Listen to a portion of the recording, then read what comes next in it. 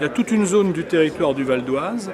qui est concernée par le déploiement direct par les grands opérateurs que sont SFR et Orange. C'est la zone du Val d'Oise la plus densément peuplée, qui représente 80% de nos habitants, voire un peu plus, et 20% de notre territoire. Mais il nous fallait compléter cette offre pour que tous les Val-d'Oisiens aient accès à la fibre optique au très haut débit, c'est-à-dire plus de 100 mégas, à l'horizon 2020. C'est ce que nous faisons à travers le schéma départemental qui prévoit donc des procédures publiques sur le reste du département pour que chacun puisse avoir la fibre optique, le très haut débit, à l'horizon 2020. Là, ça veut dire qu'il y a 75 000 foyers qui ne sont pas concernés par l'initiative privée, et donc c'est l'initiative publique qui va venir apporter la fibre optique, et surtout un pilotage qui sera par une structure, et le Conseil général qui joue ce rôle de coordinateur et de centre de ressources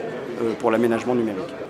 Ce sont tous les Val-d'Oisiens, à quelques rares exceptions près, puisqu'il y a des endroits très isolés dans lesquels il ne sera pas raisonnable d'aller avec la fibre optique, mais des solutions autres sont possibles. Déjà, dans l'urgence, la montée en débit pour certains territoires pourront monter entre 10 et 30 mégas, là où actuellement il y a moins de 520 kilos.